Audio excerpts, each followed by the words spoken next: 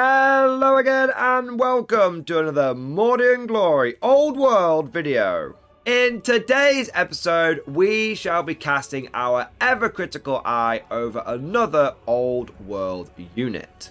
Up until this point, we have focused our attentions on the Empire of Man, but now we're going to hop over the border into the realm of chivalry and have a look at some of the Bretonnian units. Now, you might think if we're going to Bretonnia that naturally we would start with some of the knights, but no, we're going to look at the men-at-arms. And this might be a bold take, a spicy hot take indeed, but I'm just going to say it.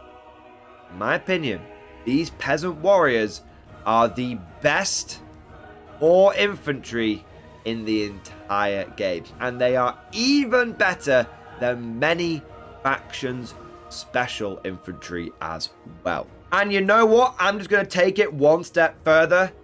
I think that men-at-arms are genuinely overpowered. Controversial statements indeed. Well, you know what? We're going to have to back this up. Let's not mess around any further. Let's dive right into today's episode.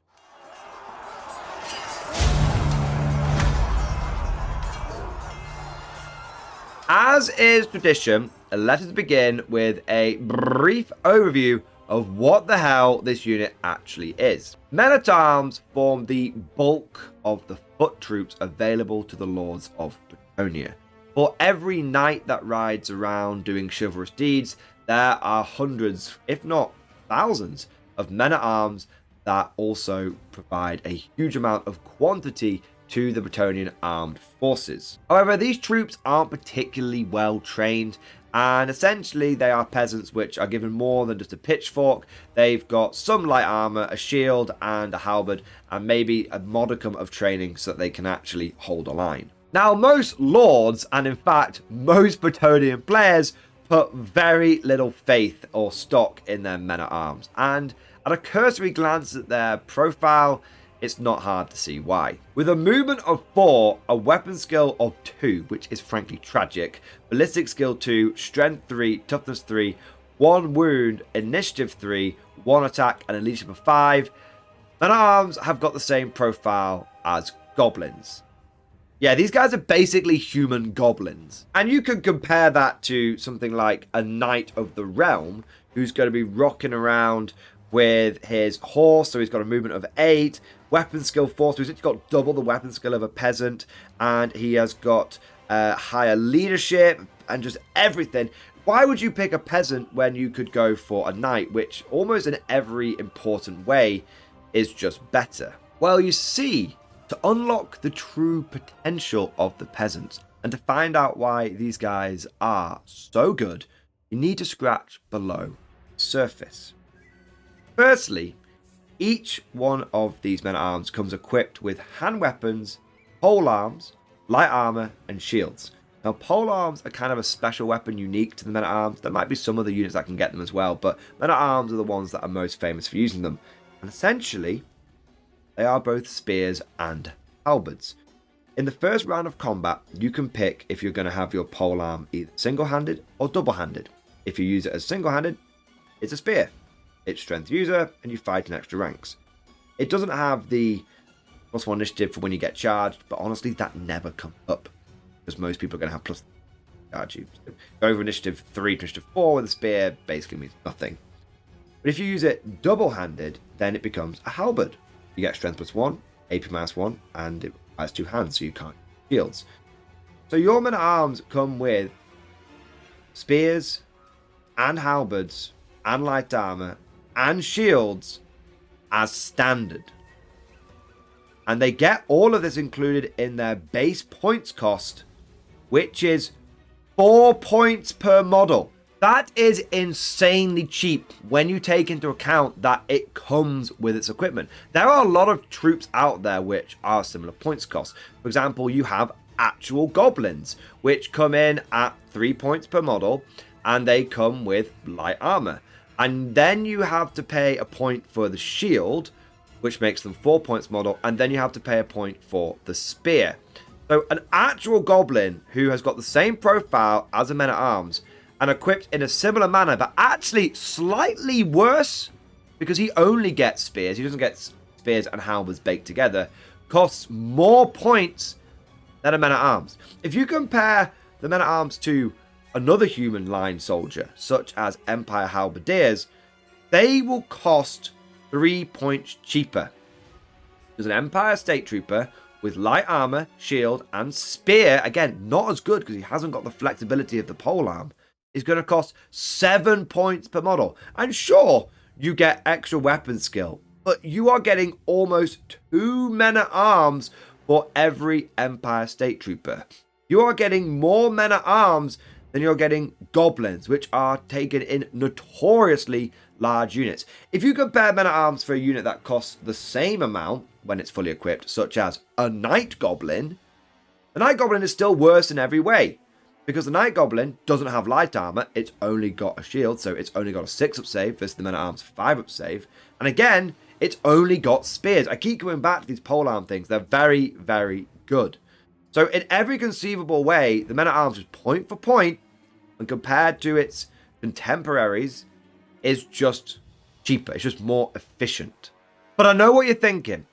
You're saying, Mordian, sure, it's all well and good them being dirt cheap, and hell, they're even better than goblins, but that leadership is going to be a really big problem, right? They're only leadership 5 per dude. So you can stack as many of them as you want in a unit, they're just going to get cut down, run down, and they're never going to have a chance to hold the line, right? That, dear viewer, is where you are mistaken, because that leadership of 5+ on the men-at-arms is eminently deceptive. Firstly, you can add 2 champions into this unit. You can have a Yeoman and you can have a Grail Monk. Both of these guys have got leadership of 6. Not a great improvement, but significantly better than things like Goblins and Night Goblins, which are still going to be rocking around at leadership 4, leadership 5. You then have the fact that they have a whole bunch of special rules that help them have better leadership.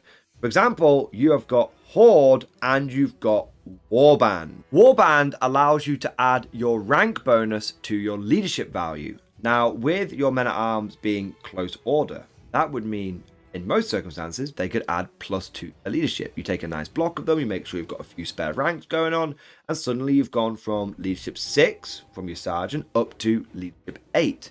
But as far as I can tell, there's nothing saying that Warband doesn't combine with Horde. And Horde allows you to claim 1 extra rank bonus over your troop tank. So Close Order allows you to get 2 rank bonus.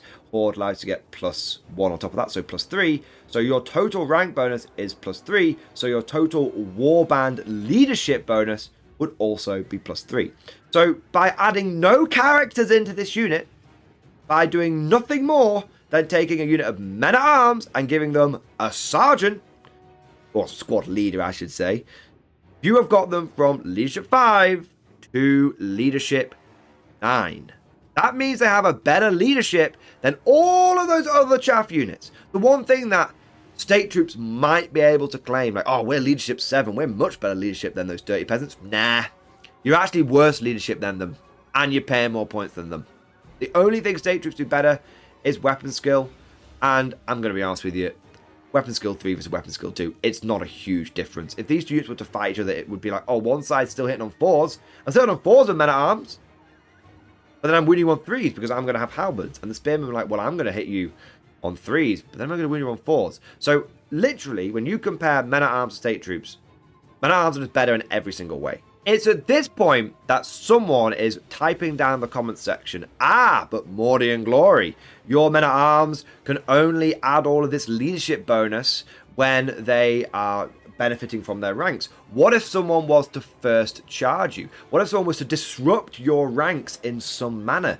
Then you would go back down to leadership 5, leadership 6, and your guys would easily get broken and would run away, right? Oh my dear sweet summer child, let me introduce you to the Grail Monk and his Blessed Triptych. The Grail Monk is an additional champion, so you can have 2 champions in one men-at-arms unit that you can add to the unit. And the Blessed Triptych is an upgrade. Now, to be fair, it does cost 25 points, which is more than the cost of 6 peasants. But it's a very important thing. You definitely want to add it in because it basically removes one of the last disadvantages or last ways you can kind of counter this giant brick of immovable peasants, because it gives you stubborn.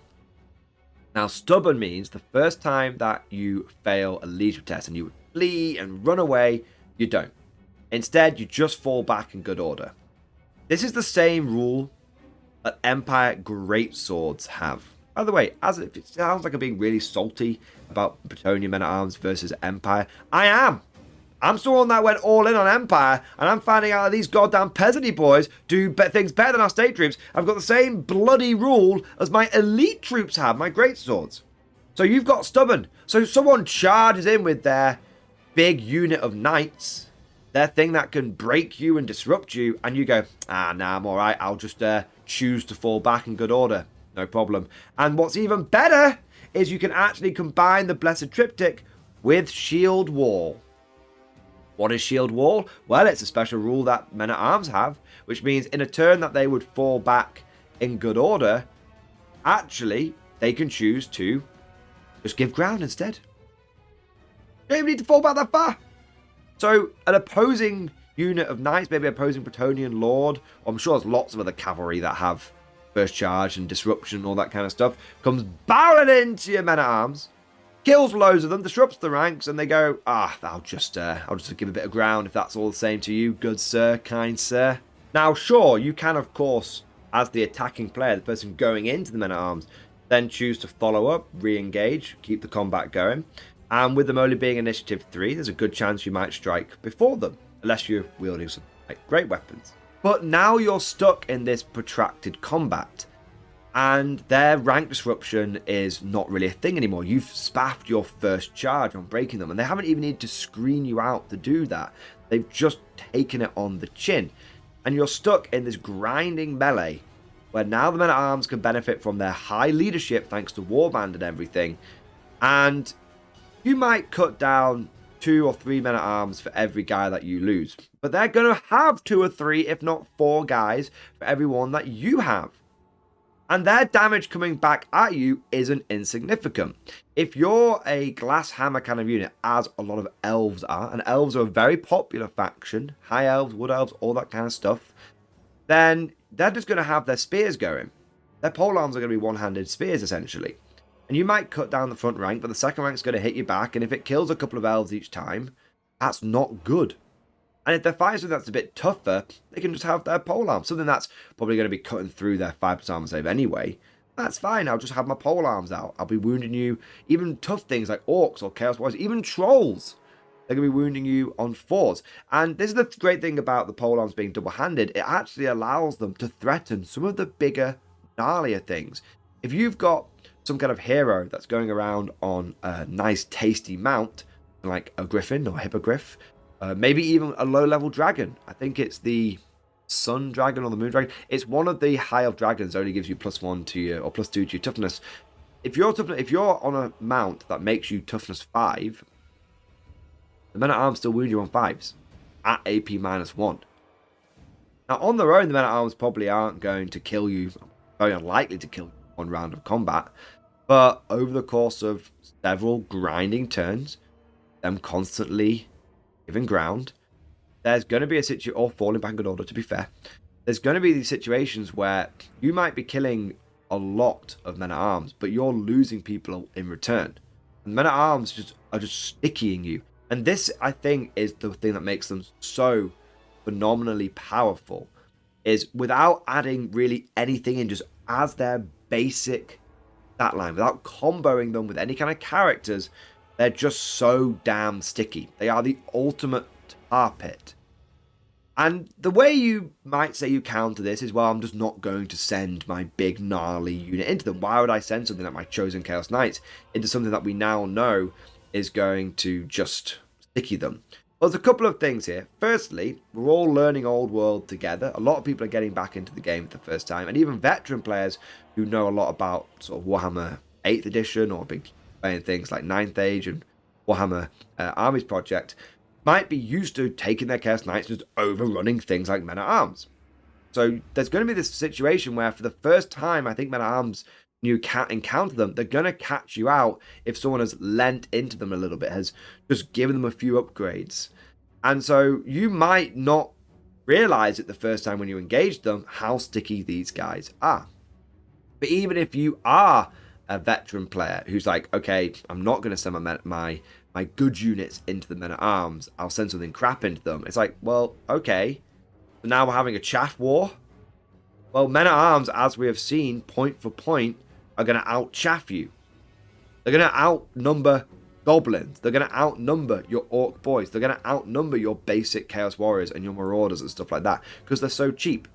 And as we, again, have seen, their polearms make them an actual threat. Up until this point, we've been looking at it from the perspective of the men-at-arms are getting absolutely smashed by some combat juggernaut and they're just going to hold and sticky it. If you want to get into a grind-off with men-at-arms, I'm not sure you win that. Despite the fact you'll probably be hitting them better, they're still going to be hitting you in most basic infantry. We look like weapon skill 4 at best. So they're going to be hitting you on 4s. And they're probably going to be wounding you on 3s or 4s as well, depending on if these albers or the spears or toughnesses. So now we're getting into a grind-off where these two line units are just grinding into each other. And I think the men-at-arms, they have the numbers to do that. And they only necessarily need to win the combat 1 or 2 times. Maybe they need to win it once. Their leadership is going to be leadership 9 at worst, and we can make it better as we'll see in a moment. Their leadership is going to be leadership 9 at worst. If we look at the aforementioned things like state troops, orc boys, just very common line units, if they win it once by just 1 point, they're pushing you down to leadership 6. Suddenly you're on the receiving end of a gnarly leadership test. Even if you've got a character in there like an Empire Captain, you're still looking at leadership 7. They don't need to win the combat by a lot to start pushing back against their contemporaries in other factions. But wait, there's more! Because up until this point, we've been looking at the men-at-arms in isolation. We've not been looking at how we can combo them. And you start adding some characters, or just a character into this unit, and it starts going from just a sticky chaff unit that's going to grind out with other line units to an actual threat. There are a couple of characters that you might want to consider adding in. The first one is a very basic one. It's the Sergeant at Arms. Sergeant at Arms is essentially a big peasant. He's got movement 4, weapon skill 4+, which is pretty bloody good for a peasant. He's got blitz skill 2. He's strength 4 natively, toughness 3, 2 wounds, initiative 4, attacks 2, leadership 7. And he only costs 45 points. Now, the reason you would add the Sergeant at Arms in is just to make your guys even more sticky. This guy isn't hugely killy. He's only got 2 attacks, and you can give him a halberd or an additional hand weapon. You can give him a cavalry spear, but he has to be mounted for that. We don't want him mounted in this case. And you can give him a shield, and he can take up to 25 points of magical items. So you might be able to give him some low-level thing that can make him a little bit choppy. But the reason you take the Sergeant at Arms is not because you're trying to make your unit killy. That comes with other characters that we'll see in a moment. The reason you take the Sergeant at Arms is to just make them the ultimate tar pit. Because he has levies, peasant duty, peasantry, and warband as his special rules.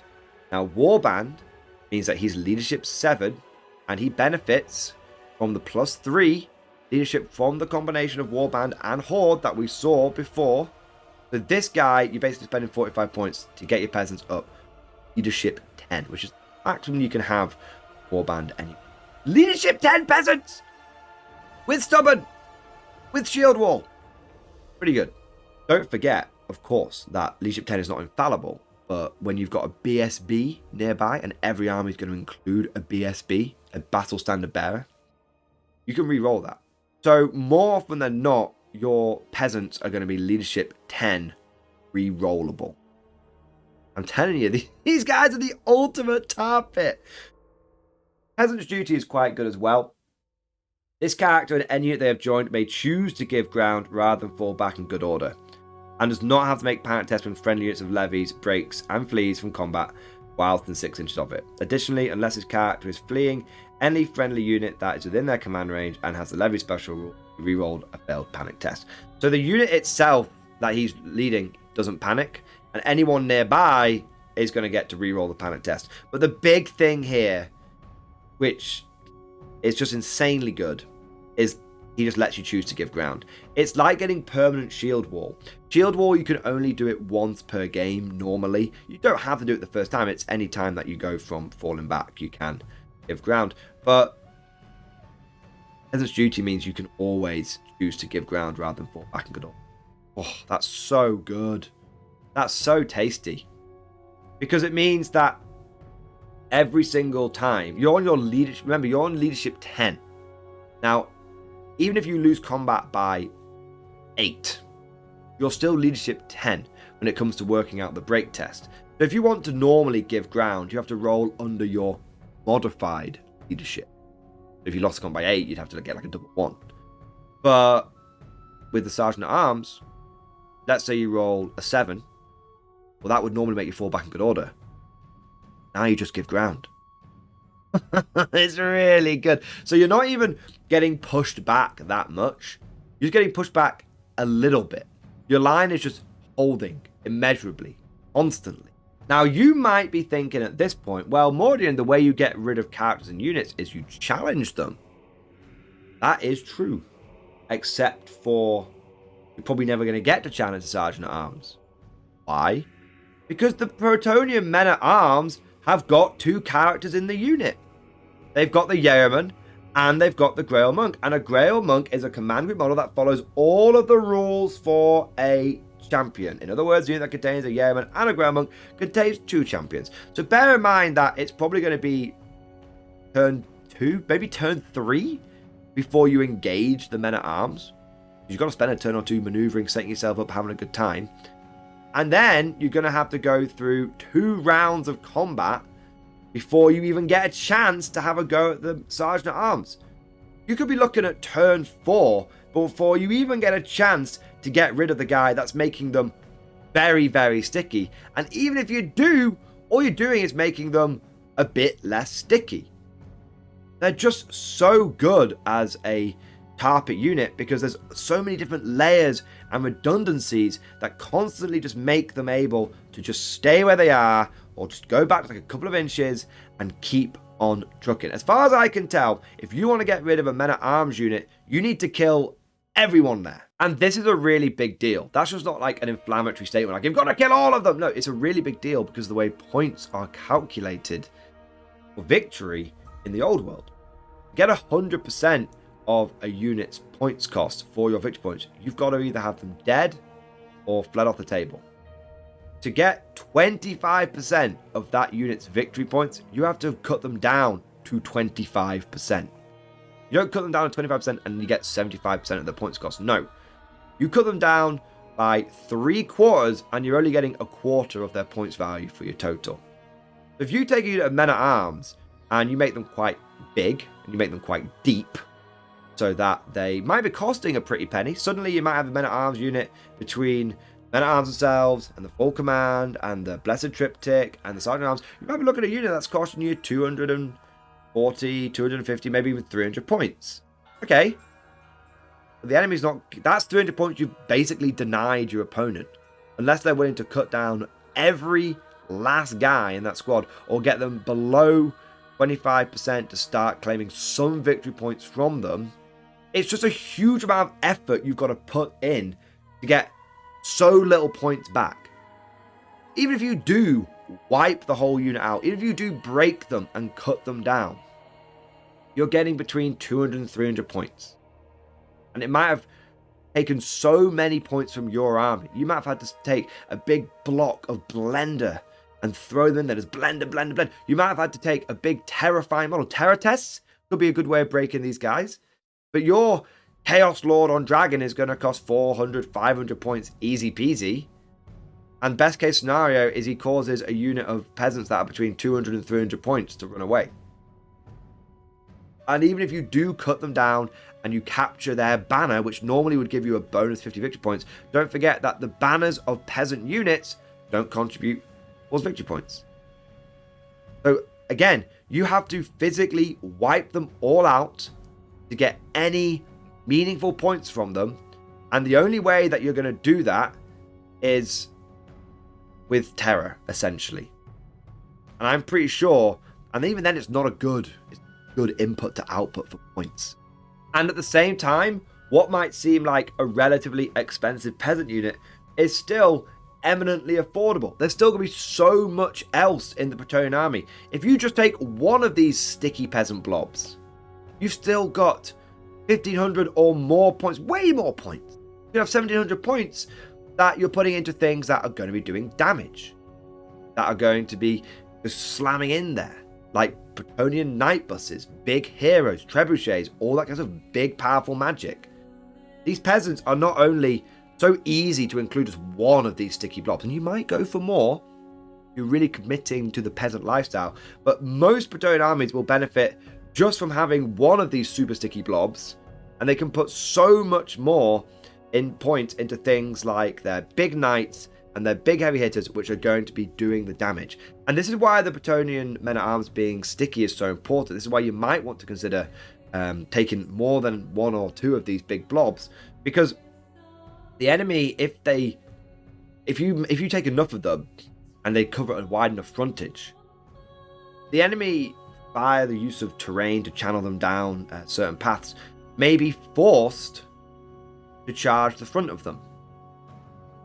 And so that means you can set up your knights, start hitting them in the flanks. So whilst the peasants themselves might only do a very middling amount of damage, the way they start cascading out, the way they start working with the rest of your army, allows you to hold enemy units in place, and then indirectly the men-at-arms are doing a huge amount of damage because they're setting up your night buses to do what your night buses do. But that doesn't mean your peasants don't have to do damage. They can very easily do quite a lot of damage, and that's just by putting a character in there.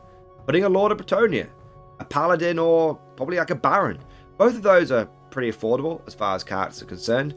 Paladin is 60 points and comes with 3 attacks at weapon skill 7, strength 4, and it can take 50 points to magical equipment. That's a lot more than the Sergeant at Arms can, and that allows you to get some half decent choppy gear in there. Or go for something like the Baron. He's 100 points and he can take 75 points of magical equipment. And the way, in case you're wondering how you get one of these Barons or Paladins into a unit, you take the Vow of Empathy. Now, you can only do this once, so you can't have multiple Barons and Paladins with the virtue of Empathy. You can only have one character that could go into a peasant unit without helping it damage, but it only costs 5 points. If you would take a Baron, give him 75 points of equipment dedicated to purely smacking the bitch out of the enemy, and then spent 5 points on the virtue of Empathy, you might want to give him like a shield or whatever, but you're looking at a character that is going to be like 180 points. Now, yeah, that's quite a lot of points to spend on a peasant unit, but it suddenly means that those peasants aren't just a sticky unit. They're a unit that will get charged and absorb the charge, happily fall back, no dramas, and then turn around and chop the crap out of the enemy. But the big question is, after all of this, is what does one of these peasant blocks look like? How big should it be? What should it add into it? Well, I've done a bit of playing around with the Forces of Fantasy, and I've been looking at the big rulebook and everything, and I think I've got what is quite a nice combo. I think you want to go for a 7x7 formation and at arms. This is going to give you a lot of rank bonuses, but also a pretty wide frontage as well. Definitely be able to catch a few enemy charges on the front, cover your flanks with some night buses as well, but without being so big you're getting in the way of your own units. 7x7, by the way, still allows you to get combat order or your rank bonuses. I looked this up because I wasn't sure, and because obviously you've got combat order and you've got marching column. Combat order is you're either what your ranks are wider than they are deep, or you're square. So in this case, 7x7 would make a square. We still get combat order. We can get warband, rank bonuses, all this great stuff. We're then going to add in our full command. We're going to go banner, musician. We're going to go for the Blessed Triptych, the Grail Monk, and the Yeoman. And that's going to take us to 245 points. Now, you wouldn't necessarily need to go any further than that. That would be enough. But if you wanted to go for the super sticky blob, what you could do is add in a Sergeant at Arms. Now, if we're adding in a Sergeant at Arms, then naturally we can drop one of the peasants from this 7x7 formation, this 49 peasant block, and so we can keep our square formation. And that in total will bring us to 286 points. We've added a sergeant at arms in, we've taken 4 points off for 1 men at arms. This is what you could spend to just make the super sticky, always give ground blob. It's really not that expensive for 49 infantry, 48 in a character. By the way, if you're thinking of giving your sergeant at arms some decent magical equipment, I don't strictly think it's necessary, but if you were going to, I'd focus on defensive equipment. You can, for 25 points, get the Armor of Meteoric Iron, which will give him a 5+ armor save, which can never be improved or made worse in any way, shape, or form. So he's always on a 5 up and he basically ignores AP. And then on top of that, you could give him the Charmed Shield, which obviously you wouldn't be able to get a 4-up save by having the shield, but it would give you a once per game 5-up ward save against 1 attack. Or you could just go for your light armor that he comes with and just give him something like Enchanted Shield, so he has a 6-up ward save. But I don't think there's a lot of options you've got here. In terms of like magical weapons, you sort of cap out at things like sort of might, I think, for like +1 strength, +1 AP. But at that point, you might as well just give him like a halberd. Okay. So I'm not sure it's really worth it. I did look, by the way, in case anyone else has evil thoughts like I do, I did look at going over to like some magical potions, because I was like, ooh, what about the potion of foolhardiness? 5 points. You can take as many of them as you want. That can make him immune to psychology, and therefore make like the unit immune to psychology, and suddenly terror wouldn't be a big deal. Turns out that in order for a unit to benefit from immune to psychology, you have to have the majority of the models in the unit with it. So big rip, you can't make the peasant block ultimate mega death bunker busting sticky by removing its one potential weakness of terror, but it's still going to be leadership 10 rerollable with a sergeant at arms leading it and a BSB nearby as well. But with all of that said, my lords and ladies, this concludes my theory, my hypothesis on why I think that Bretonnian men at arms are by far the best line infantry, the best core infantry in the entire game. They are cheaper than everyone else, they are better equipped point for point than everyone else, and they are the ultimate tar pit, which is perfect for their faction because it allows them to take the charge whilst the rest of the army drives the enemy before them by lance and hoof. Of course, all of this is just like my opinion, man. Let me know what you think down in the comments section below. Do you agree that men at arms are ridiculously good, or am I overstating what a bunch of unwashed peasants can achieve? Also, do you have any other contenders that you want to put forward that you think are going to be better line infantry than these boys? Of course, if you enjoyed today's video, don't forget to smash that like button and also subscribe to never miss an episode. Would you like to know more?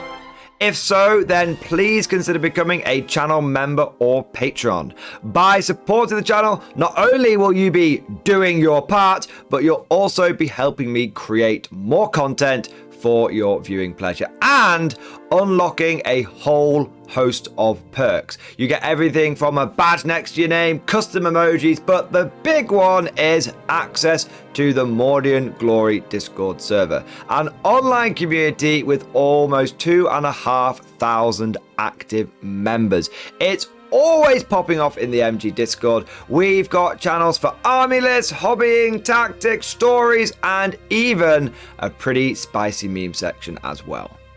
For all you greenhorns that wanted to see the Mordian glory hole, today is your lucky day.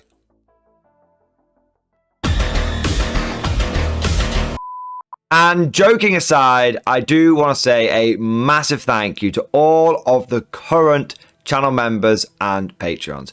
You guys are amazing, truly the lifeblood of the channel. I could not do Mordian Glory full time without the incredible and generous support of my members, so thank you guys so much. And last, but certainly not least, I want to say a personal thank you to all of my top tier Patreons. These are the War Masters, and they have truly gone above and beyond the call of duty. So a big shout out to Bon Vert, Mad Larkin, Marcus Roberts, Mark Panconi, RJ Scorpion, Swordfish Trombone, John Stubbs, Nick Walsh, Diesel Fox, and August Varney. Thank you guys so much. Your incredible generosity is a massive part of how I'm able to do Mordian Glory full time, and it is a big driving force behind the channel. But I hope you all enjoyed today's video. Thank you for watching, and of course, as always, see you guys next time.